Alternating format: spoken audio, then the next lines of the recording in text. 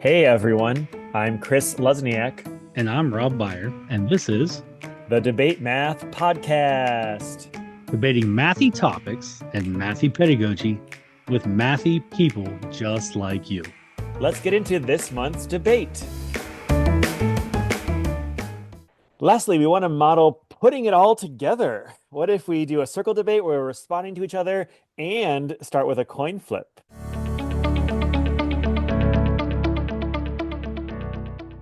So, this question is: should math games be competitive or collaborative? Since there was a rock, paper, scissors at the beginning of this episode, Mike has won the coin of destiny. So, if it's heads, Mike, you're arguing competitive. If it's tails, you're arguing collaborative. Flip the coin. It is tails. So you are arguing collaborative. Zach, you are arguing competitive. Mike, take it away. All right, Zach.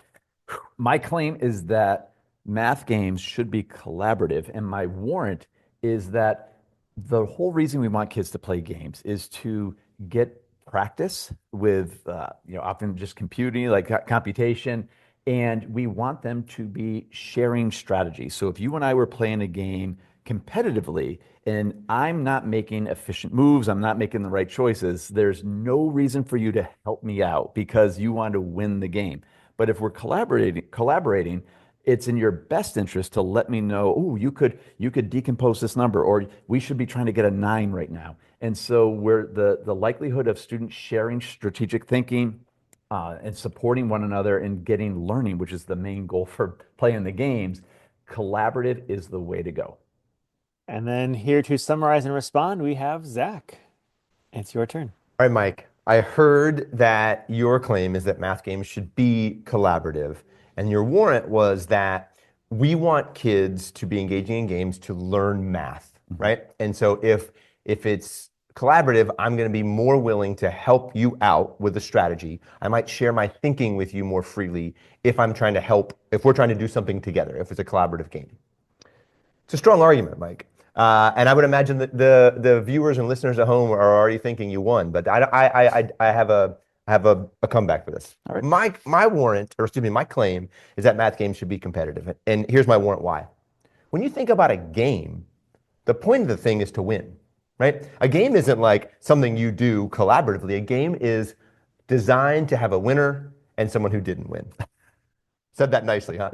So what I'm saying here is that I need to have a drive to want to engage in this game. I have to have a stake in there to say, like, I want to do this thing so I can learn the math. Mm-hmm. If I'm just collaborating, I'm kind of like, well, whatever. Like, I don't really need to do this game because I'm not really. There's no winner or loser here. So the competition, in my mind, helps kids want to be motivated to engage in the game. And we're assuming these games have good math in them already. Yeah. So if I'm motivated to engage in the game, I'm going to engage with math. All right. So Zach, I heard you say your claim is that the games are competitive, or games that are competitive, you have more stake in. You're more invested in winning and being more strategic, and because there's a goal you're trying to win. And without that, the drive isn't there, which is it kind of defeats the purpose of playing the game in the first place. Yeah. I got that right? Yep. Okay.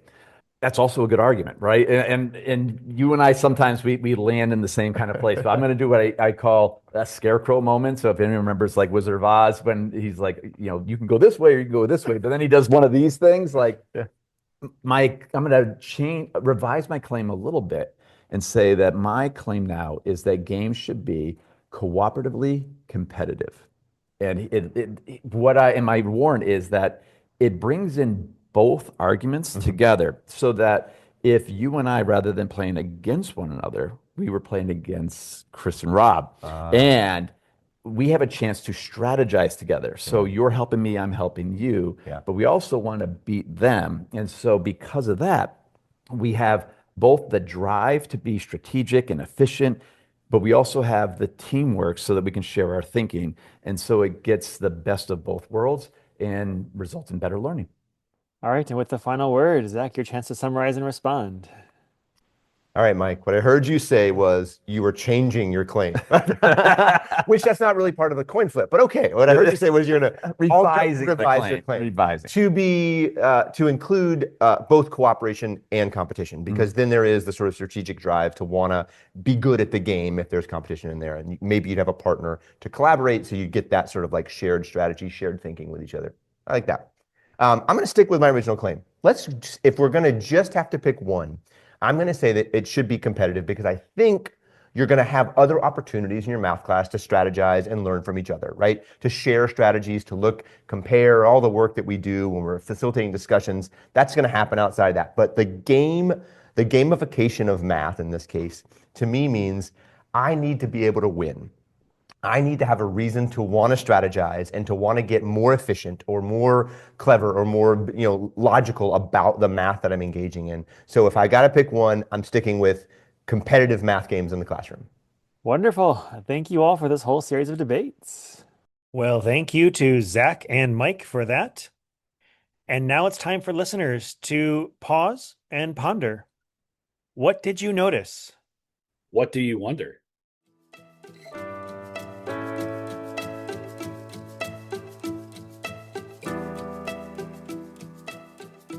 All right, that was our 7th and final example of a debate here. Did you notice how all the pieces came together? There was a coin flip to randomize what side of the argument they had to defend. There was the claim and warrant structure as well as the I heard, so they were responding and listening to each other. Notice how all these pieces come together to build a rich discourse moment for in this case, a pair of adults, but it could work for students as well. So huge thanks to Zak Champagne and Mike Flynn for all of their work with us on this and being great guinea pigs to show examples of great discourse and great debate. And if you enjoyed what you heard, you can follow DebateMath Pod. Hopefully you're continuing listening, share it out with everybody. Chris and I are we frequent several math conferences. Come see us speak, and pick our brains. You can also reach out to us to learn more about how you can incorporate debate into your math class.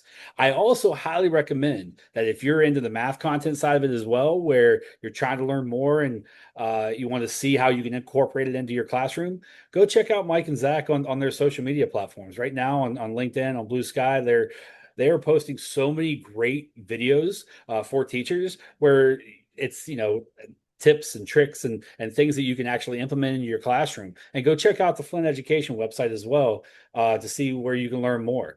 We are so thankful for Mike and Zak, and we hope that you continue listening and share, everything you learned from these episodes.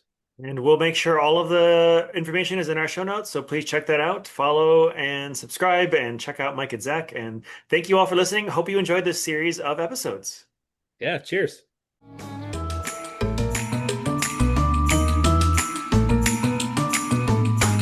Want to learn more about incorporating debate activities into your math classroom? Go to luzniak.com/podcast to sign up for my mailing list and get your first set of example debate activities you could use with your students today. Go to luzniak.com/podcast. Don't forget to reach out to us with comments and questions on debatemath.com, or follow us on Twitter @DebateMathPod and follow along with #DebateMathPod. Rate us and review us on Apple Podcasts. Or wherever you listen to this podcast. Your feedback is super important to us. Well, that's all from us. Looking forward to debating with you more next episode. Until next time, cheers.